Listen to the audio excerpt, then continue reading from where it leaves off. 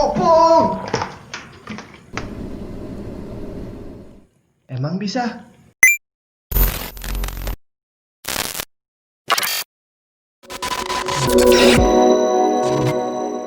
Halo semuanya, ketemu lagi di Tech and Tips barengan sama saya Jun. Dan di video kali ini kita akan bahas pertanyaan semua gamer laptop, apakah cooling pad itu efektif atau enggak di laptop kita? Nah, kami udah lakukan tes, pengen tahu hasilnya? Check this out. Oke, untuk cooling pad yang kami pakai di video kali ini adalah Cooler Master dengan tipe Notepal L1. Ini dia bisa support semua laptop dengan ukuran sampai dengan 17 inci. Terus kenapa kok yang dipilih adalah Cooler Master ini? Yang pertama adalah karena walaupun fan-nya cuma satu, tapi ukuran fan-nya gede nih, 16 cm. Terus fan speed-nya nyampe 1400 rpm dengan airflow-nya hingga 70 cfm. Noise level-nya cuma 21 desibel. Jadi ini cukup hening, tapi airflow-nya cukup kencang. Untuk harganya sendiri kurang lebih sekitar 250.000. Kamu bisa dapetin di online marketplace. Untuk linknya kamu bisa cek di deskripsi di bawah. Sedangkan untuk laptop yang kami pakai adalah laptop lumayan tua sih ini, cuma ya mewakili lah untuk laptop gaming ya. Jadi kami pakai Razer Blade dengan CPU Core i7 4720HQ, GPU-nya GTX 970, kemudian 4K monitor touchscreen, RAM-nya 16GB dan storage-nya NVMe SSD 512GB. Terus sebelum kami memulai pengetesan, ini udah kami pastikan bahwa airflow di dalam laptopnya sendiri udah bagus, jadi udah nggak ada kotoran dan sudah dilakukan repasta. Jadi temperatur yang akan muncul nantinya adalah temperatur yang bukan karena pasta yang jelek dan bukan karena airflow yang jelek. Dan untuk pengetesannya, kami menggunakan dua software benchmark. Yang pertama adalah 3D Mark Firestrike Extreme, di mana di pengujian ini CPU dan GPU akan dites secara maksimal. Dan kemudian pengujian kedua kami gunakan Unigine Superposition yang akan lebih memfokuskan pada kinerja GPU. Sebelum memulai tesnya, kami catat temperatur idle CPU dan GPU dari laptop ini.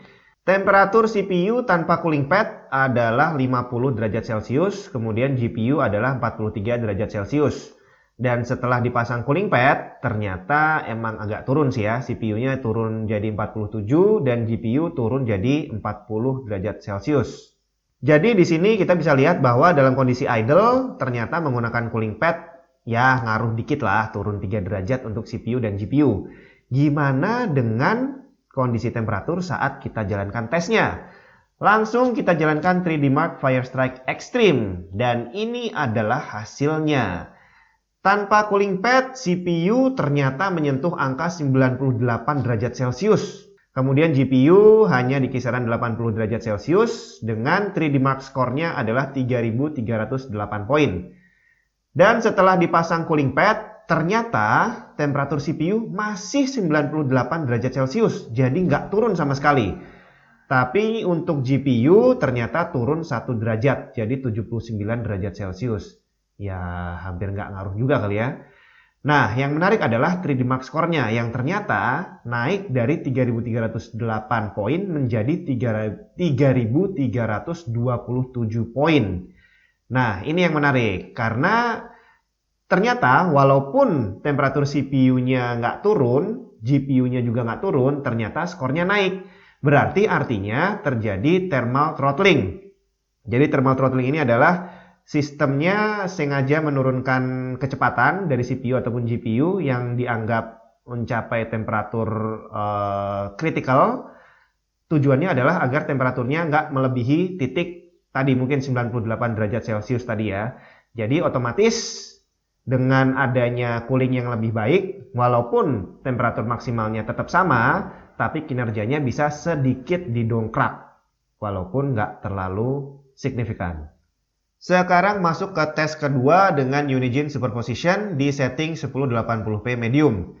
Nah, ini hasilnya agak beda nih sama 3D Mark tadi ya. Di sini tanpa cooling pad, untuk CPU hanya di 81 derajat Celcius. Kemudian untuk GPU di 85 derajat Celcius dengan skor akhirnya adalah 4914 poin.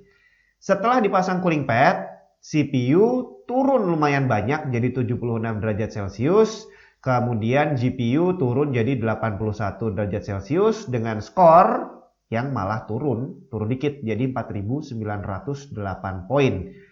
Jadi di sini kita bisa lihat bahwa CPU turun 5 derajat dan GPU turun 4 derajat dengan menggunakan cooling pad.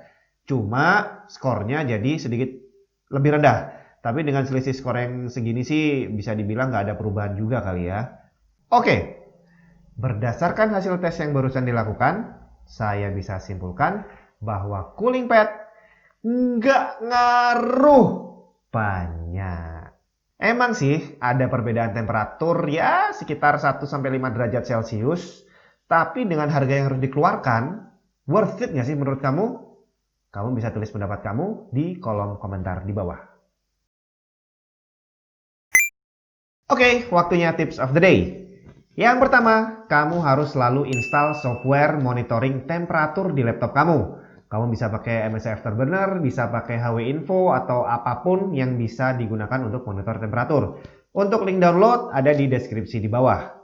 Kemudian kamu juga harus tahu temperatur idle dan full load dari laptop kamu itu normalnya berapa. Karena begitu ada temperatur yang lebih, kamu harus sudah langsung ambil action. Action apa yang harus kamu lakukan? Yang pertama adalah cek apakah ada kotoran atau debu yang menutupi intake dan outtake dari saluran udara. Dan yang berikutnya adalah kamu harus cek apakah kipasnya muter dengan normal. Jadi harusnya nih kalau dia dipakai ngegame, dia harusnya muternya kenceng. Nah, jika sekali waktu dia muternya kelewat kenceng atau malah lebih lambat dari normalnya, cek lagi apakah ada kotoran yang menghalangi kipasnya untuk berputar. Oke, itu tadi pembahasan kita kali ini. Semoga bermanfaat. Sampai ketemu di video selanjutnya. Ya, gitu maksudnya. Ting ting. 2.